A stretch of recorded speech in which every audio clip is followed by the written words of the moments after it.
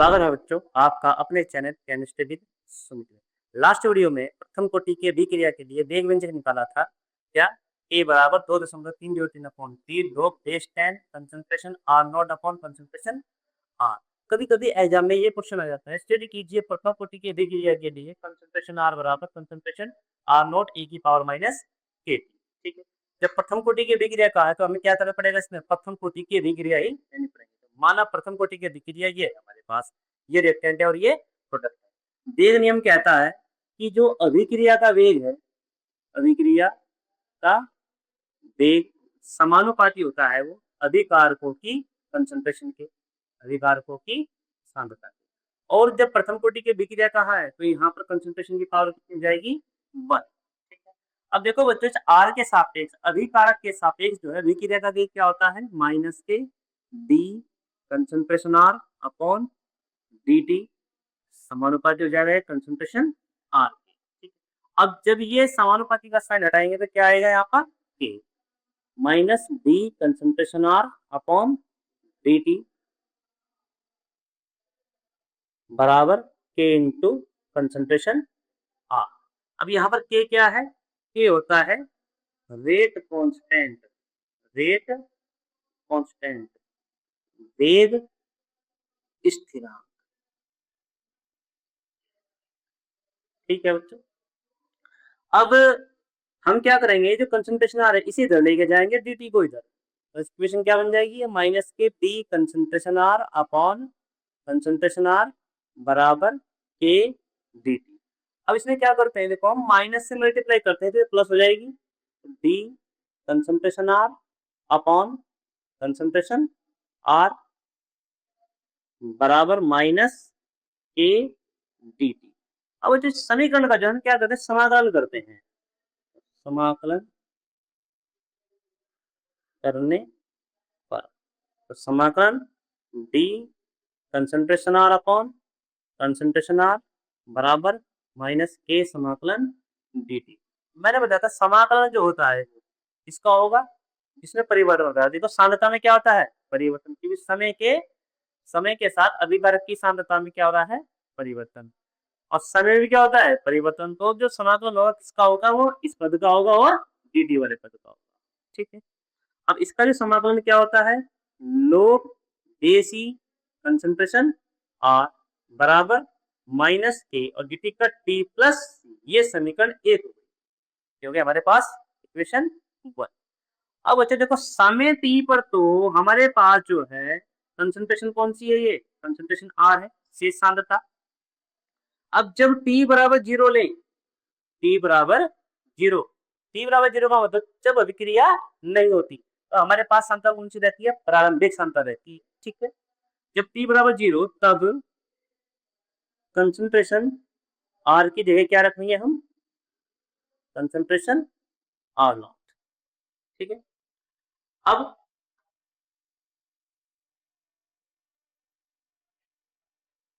यहां हम t की जगह क्या रखते हैं, 0 रखते हैं, तो माइनस के इंटू 0 प्लस सी बराबर, जब हमने यहाँ t की जगह 0 लिया तो यहाँ पर सांद्रता पहुंच लेंगे हम प्रारंभिक सांद्रता, तो ये क्या हो जाएगा, हम लोग बेसिक कंसंट्रेशन आर नॉट, ये तो सारा 0।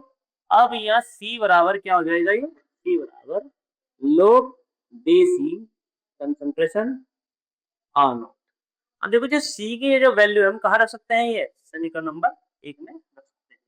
तो c का मान समीकरण 1 में रखने पर समीकरण क्या हमारे पास, लोग देसी कंसंट्रेशन आर, लोग देसी कंसंट्रेशन आर बराबर माइनस के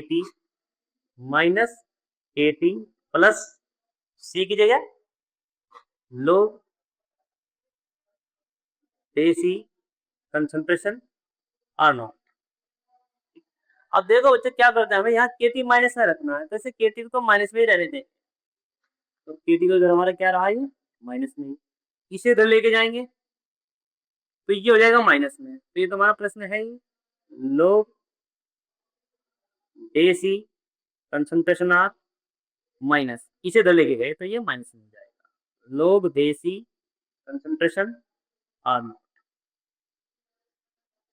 ठीक है। अब ये हमारे पास फॉर्मूला बन गया। ये तो देखो हमारे पास कौन सी है प्रारंभिक सांद्रता, ये कौन सी है सी, दोनों अलग अलग है, तो लोग ए माइनस लोग बी। अब लोग ए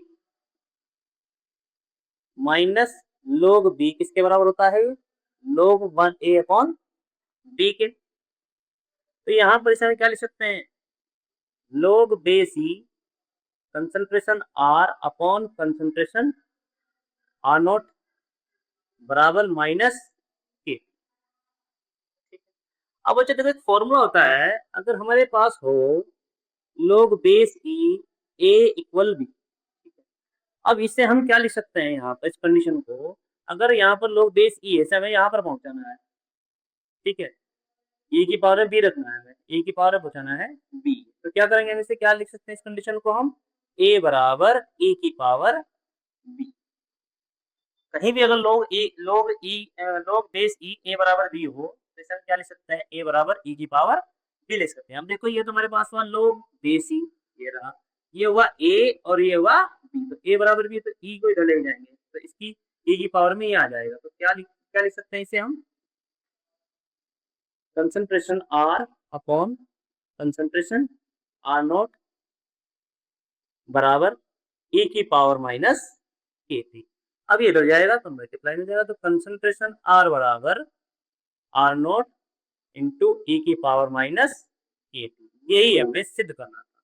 ये सिद्ध कीजिए प्रथम कोटि के अभिक्रिया के लिए कंसंट्रेशन आर बराबर कंसंट्रेशन आर नॉट ई की पावर माइनस के। तो प्रथम कोटि के अभिक्रिया कभी कभी एग्जाम में 2.5 नंबर में ये क्वेश्चन आ जाता है। नेक्स्ट टॉपिक है बच्चों अर्धायुकाल हाफ लाइफ। देखो बच्चों ये हमारे पास ये जो रिएक्शन है, ये रिएक्टेंट और ये प्रोडक्ट, जब t बराबर 0, जब जब t बराबर 0, t बराबर 0 का मतलब है जब अभिक्रिया नहीं होती, तो जब अभिक्रिया नहीं होती तो हमारे पास केवल क्या रहेगा, अभिकारक रहेगा, ठीक है, कितने परसेंट, पूरा 100%, और प्रोडक्ट रहेगा कितना 0%। अभिकारक पूरा 100%, उत्पाद 0%, जब अभिक्रिया नहीं होती। तो ये जो सांद्रता है इसकी अभिकारक की सांद्रता, कौन सांद्रता है, ये प्रारंभिक सांद्रता, इसे प्रदर्शित करते हैं किससे, हम कंसंट्रेशन आर नॉट से। कौन सी हो गई ये प्रारंभिक सांद्रता। अब टी टाइम बाद हमने कहा टी टाइम बाद इससे जो प्रोडक्ट बना ये 50% प्रोडक्ट बन गया, ठीक है, किससे बनाया 50% प्रोडक्ट, रिएक्टेंट से तो बना। तो यहाँ पर ये कितना बची है, ये बची है हमारे पास रिएक्टेंट 50%। देखो बच्चों ये जो सांद्रता है, ये सांद्रता कौन सी है, अभी का 100% से विकारक से पाद बन गया 50%, तो विकारक बच गया हमारे पास 50%। ये सांद्रता है कौन सी, इसकी शेष सांद्रता, क्या कहेंगे इसे, शेष सांद्रता, कंसंट्रेशन आर को, ठीक है। अब देखो बच्चों ये जो रिएक्शन है ये कितने परसेंट कंप्लीट हो रही, 50%। तो हम कह सकते हैं 50% अभिक्रिया पूर्ण होने में जो समय लगता है, 50% अभिक्रिया पूर्ण होने में जो समय लगता है वही कहलाता है अर्ध आयु काल, हाफ लाइफ, ठीक है। या हम ऐसे भी कह सकते हैं वह समय जिसमें अभिकारक की जो सांद्रता है ये प्रारंभिक की कितनी है, आधी, वह समय जिसमें अभिकारक की सांद्रता प्रारंभिक सांद्रता की कितनी रह जाए, आधी रह जाए, वह समय कहलाता है अर्ध आयु काल। इसे हम प्रदर्शित करते हैं किससे, टी हाफ से। अब कभी कभी क्या होता है, देखो एग्जाम में वो शून्य कोटि के अभिक्रिया के लिए और प्रथम कोटि के अभिक्रिया के लिए अर्ध आयु काल ज्ञात करवा देता है, ठीक है। तो ध्यान रखना बच्चों, जब t बराबर 0 तो हम सांद्रता कौन सी लेंगे, प्रारंभिक, तब सांद्रता कौन सी रहेगी, ये प्रारंभिक सांद्रता। लेकिन जब t बराबर हम t हाफ लेंगे तब ये जो कंसंट्रेशन r है ये कितनी है, जब t बराबर क्या ले रहे हैं हम, t हाफ, ठीक है। t हाफ क्या होता है, वह समय होता है जिसमें विकारक की जो सांद्रता है ये प्रारंभिक की कितनी रह जाए, आधी, तब कंसंट्रेशन r बराबर क्या रखेंगे हम, r नॉट बाई 2, ठीक है। तो अर्धविकल क्या होता है, वह समय होता है जिसमें विकारक की सांद्रता प्रारंभिक की कितनी रह जाए, आधी रह जाए। अब देखो बच्चों, शून्य कोटि की अभिक्रिया के लिए अर्धायुपाल, शून्य कोटि की अभिक्रिया के लिए अर्ध आयु काल। तो शून्य कोटि की अभिक्रिया कहा तो हमें क्या करना पड़ेगा, शून्य कोटि की अभिक्रिया नहीं पड़ेगी। तो शून्य कोटि की अभिक्रिया के लिए देखो बच्चों ने वेग व्यंजक ज्ञात किया था, कौन सा, शून्य कोटि की अभिक्रिया के लिए वेग व्यंजक क्या था, के बराबर concentration R not minus concentration R upon t. ये शून्य कोटि की अभिक्रिया के लिए वेग व्यंजक था। और हमें क्या निकालना है, शून्य कोटि की अभिक्रिया के लिए अगायु काल।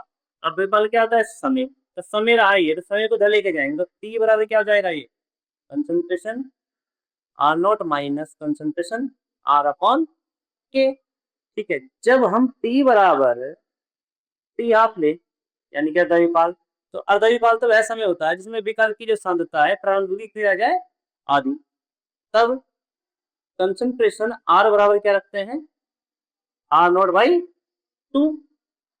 तो टी की जगह क्या रखेंगे हम यहाँ पर, टी हाफ लेंगे अर्धविपाल, तो कंसंट्रेशन आर नॉट प्रारंभिक तो रहेगी, और जो शेष सांद्रता है कितनी रह जाएगी, प्रारंभिक की आधी। तो concentration R not by 2 upon K. अब देखो ये तो पूरा आर नॉट है एक, और ये कितना है, आधा। एक में से जब आधा घटाएंगे तो क्या होगा, आधा ही बचेगा। क्या होगा, ये concentration R not by 2 upon K. तो टी हाफ बराबर क्या आ जाएगा, ये नीचे जाएगा, तो कंसंट्रेशन आर नॉट अपॉन 2 के। ये है शून्य कोटि की अभिक्रिया के लिए अर्धायु काल। ठीक है, अब जो हम देखो, अब यहाँ पर जो अर्ध आयु काल है वो डेथ समानुपाती है किसकी, अभिकारक की प्रारंभिक सांद्रता के। देखो तो ये रिएक्शन है हमारे पास, जैसे कि ये रिएक्टेंट है, ये प्रोडक्ट है, ये तो 5 ग्राम है, 5 ग्राम से ये मान के चलो हमारे पास बना, मान के चलो 2 ग्राम बन गया। ठीक है, तो 2 ग्राम बनने में जो समय लगेगा, या ऐसा कर लेते हैं, इससे जो है ये 2.5 ग्राम 2.5 ग्राम प्रोडक्ट बना लेते हैं। ठीक है, तो अभिक्रिया कितने परसेंट कंप्लीट हो रही है, 50% अभिक्रिया कंप्लीट हो रही है। 50% अभिक्रिया कंप्लीट होने में जो समय लगेगा वो क्या कहलाएगा, अर्धायु काल। अगर अब हम यहाँ से इसी रिएक्शन में यहाँ 10 ग्राम रिएक्टेंट लें और इसे 5 ग्राम बनाए, तो यहाँ भी रिएक्शन कितनी कंप्लीट हो रही है, ये रिएक्शन 50%।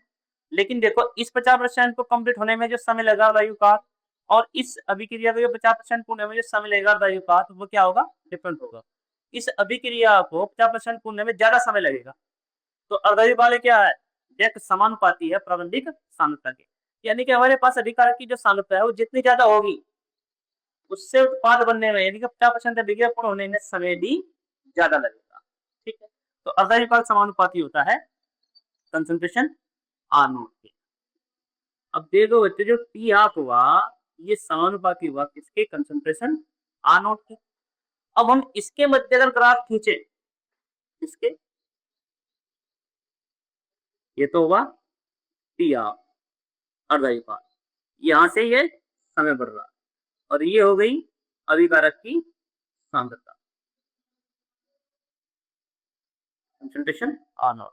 अब देखो जितनी ज्यादा हमारे पास अभिकारक की सांद्रता होगी, जितनी ज्यादा अभिकारक की सांद्रता होगी, उससे 50% को होने में समय भी ज्यादा लगेगा। तो जितनी ज्यादा सांद्रता होगी तो हमें समय भी, उससे 50% को होने में समय भी ज्यादा लगेगा। तो जब सांद्रता बढ़ रही है तो समय भी बढ़ रहा है, तो ग्राफ कैसे आएगा, ये ग्राफ आ जाएगा ये ऐसे। ठीक है, तो ये जो इसके ग्राफ है, इसके लिए ये हमारे पास शून्य कोटि की अभिक्रिया के लिए टी हाफ और कंसंट्रेशन आर नॉट। दोबारा देख लीजिए, देखो बच्चों ये रिएक्शन है, ये 5 ग्राम अभिकारक है, इससे जो है 2.5 ग्राम उत्पाद बना, यानी कि रिएक्शन कितने परसेंट पूर्ण हुई है, 50%। तो 50% अभिक्रिया पूर्ण हुए भी समय लगेगा, वो क्या कहलाएगा, अर्धायु काल। यहाँ देखो अभी से हमने क्या, यहाँ तो 5 ग्राम लिया था, अगर हम क्या करें 10 ग्राम ले, तो 10 ग्राम से हम 5 ग्राम उत्पाद बनाए, यानी कि यहाँ रिएक्शन कितनी परसेंट कंप्लीट हो गई है, 50%। तो ये बताओ बच्चों, पूरी देख लीजिए कि इस अभिक्रिया को 50% पूरे में ज्यादा समय लगेगा या इसे, इसलिए इस अभिक्रिया को 50% पूर्ण होने में ज्यादा समय लगेगा, यानी कि इस अभिक्रिया का अर्धायुकाल ज्यादा होगा।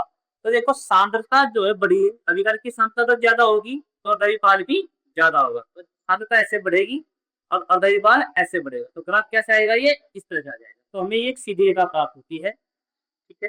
ये टी हाफ और ये कंसंट्रेशन आर नोट के मध्य ग्राफ है। अब पढ़ते हैं हम प्रथम कोटि की अभिक्रिया के लिए अर्धायुकाल।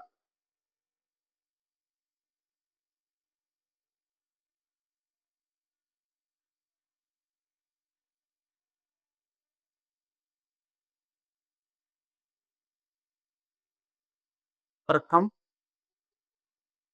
कोटि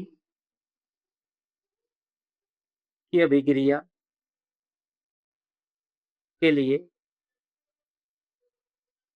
अर्ध आयु का यानी कि टी हाफ।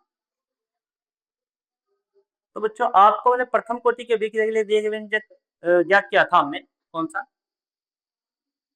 प्रथम कोटि की अभिक्रिया के लिए वेग व्यंजक क्या था, के बराबर 2.303 upon t log base 10 concentration R not upon concentration R, ठीक है। अब हमें क्या निकालना है, अर्धायुकाल। अर्धायुकाल क्या होता है, समय। अर्धायुकाल क्या होता है, समय। तो समय को तो लेकर जाएंगे, टी बराबर क्या हो जाएगा, ये 2.303 अपॉन के log base 10 concentration R not upon concentration R. अब जब यहाँ हम पी की जगह टी हाफ लें, तब कंसंट्रेशन आर की जगह क्या रखेंगे, आर बराबर क्या होगा, आर नॉट बाई 2, क्योंकि अर्धायुकाल क्या होता है, वह समय होता है जिसमें विकारक की सांद्रता प्रारंभिक की कितनी रह जाए, आधी रह जाए। तो जब टी की जगह हम यहाँ पर टी हाफ लेंगे तो 2.303 अपॉन की log base 10 concentration R not upon R की जगह क्या रखेंगे, आर नोट बाई 2, ये तो से कट जाएगा, ये ऊपर जाएगा, तो क्या होगा, ये 2.303 अपॉन की log base 10 2। तो आधार 10 पे जब बेस 10 से हम लोग 2 का जो मान होता है वो कितना होता है, 0.3010, ठीक है। तो यहाँ पर हम देखो log 2 का जो मान होता है आधार बेस 10 पर कितना होता है, ये 0.3010, तो 2.303 इंटू 0.3010 अपॉन के। अब जब इसकी मल्टीप्लाई करेंगे तो ये होगा 0.693 अपॉन के। तो प्रथम कोटि की जो अभिक्रिया है उसके लिए जो अर्धायुकाल होगा टी हाफ बराबर 0.693 अपॉन के होगा। अब देखो यहाँ पर जो अर्धायुकाल है प्रथम कोटि की अभिक्रिया के लिए वो अभिकारक की सांद्रता पर निर्भर नहीं कर रहा है। तो कभी क्या होता है, वो ग्राफ बनवा देता है अभिकारक की सांद्रता और अर्धायुकाल में। तो यदि टी हाफ व कंसंट्रेशन आर नॉट यानी कि अभिकारक की जो सांद्रता है प्राणिक सांद्रता के मध्य ग्राफ खींचा जाए,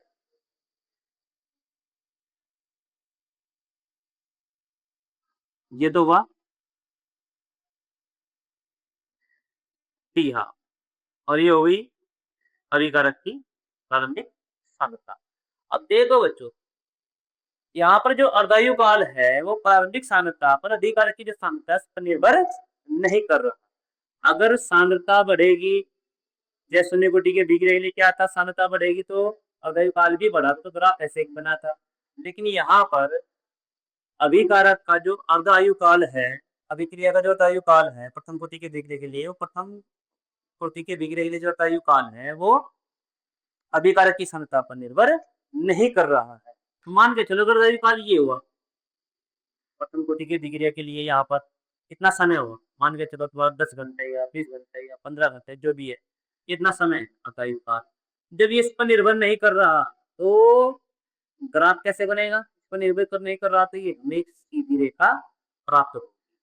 ठीक है, अगर इस पर निर्भर करता तो समय बढ़ने पर, अभिकारक की संख्या बढ़ने पर समय भी बढ़ जाता, लेकिन जब अदायु काल इस पर निर्भर नहीं कर रहा तो हमें क्या प्राप्त होगी, एक सीधी रेखा प्राप्त होगी। इसका मतलब है कि जो अदायु काल है वो अभिकारक की संख्या के साथ न तो बढ़ रहा न ही घट रहा। ठीक है, ये था शून्य कोटि व प्रथम कोटि की अभिक्रिया के लिए अर्धायु काल। तो देखिए बच्चों, प्रथम कोटि व शून्य कोटि या द्वितीय कोटि की अभिक्रिया के लिए कभी कभी क्या होता है, वेग स्थिरांक की इकाई पूछ लेता है। ठीक है, तो प्रथम व शून्य कोटि की अभिक्रिया के लिए हम वेग स्थिरांक की इकाई कैसे ज्ञात करते हैं, देखो उसके लिए फॉर्मूला होता है mole 1 minus n litre n minus 1 second inverse. अभी यहाँ एन क्या होता है, ये होता है कोटि, अभिक्रिया की कोटि। ठीक, ये फॉर्मूला है वेग स्थिरांक की इकाई निकालने का। अब जैसे देखो हमारे पास में एक क्वेश्चन है कि शून्य कोटि की अभिक्रिया के लिए वेग स्थिरांक की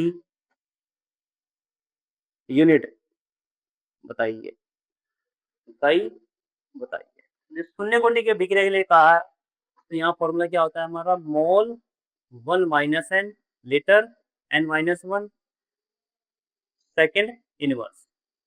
तो जो शून्य कोटि के अभिक्रिया की कहा है तो एन बराबर क्या होगा हमारा, कोटि, तो एन कौन सी है, शून्य कोटि है, तो एन ये क्या रखेंगे हम, शून्य, तो 1 minus 0 litre 0 minus 1 second inverse.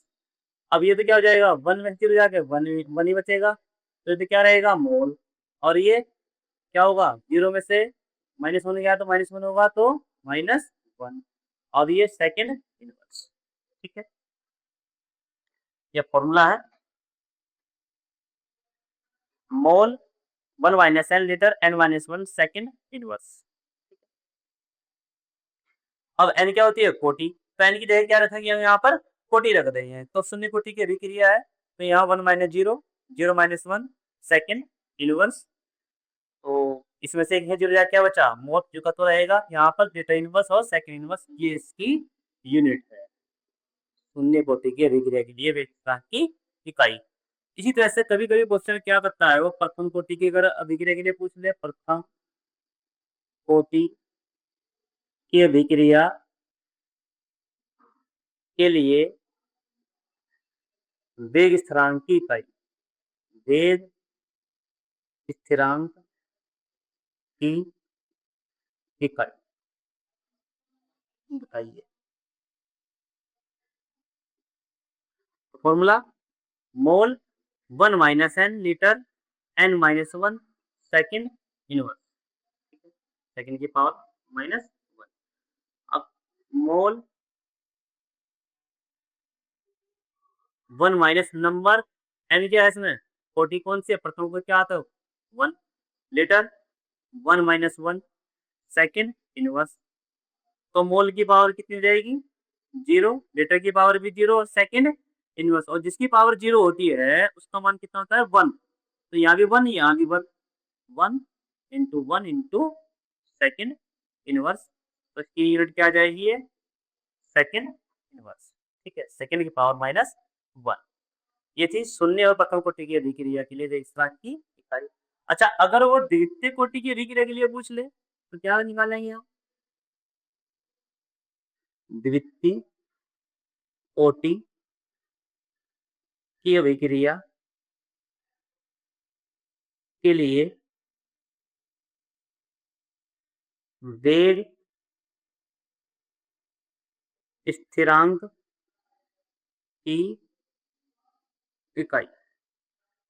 तो द्वितीय कोटि की अभिक्रिया के लिए कहा है, फॉर्मूला है mole 1 minus n litre n minus 1 second, second की पावर -1, तो मोल 1 माइनस द्वितीय कोटि का आयतन की क्या रखेंगे हम 2 लीटर 2 माइनस 1 सेकेंड की पावर -1, तो ये कितना बची है, मोल -1 में से -2 है तो -1 लीटर 1 सेकेंड की पावर -1, तो इसकी यूनिट क्या रहेगी मोल, -1 लीटर और सेकंड इनवर्स। ठीक है, ये थी द्वितीय कोटि के विकिरण स्थिरांक की इकाई। इसी तरह से हम निकाल सकते हैं तृतीय कोटि के विकिरण स्थिरांक की इकाई।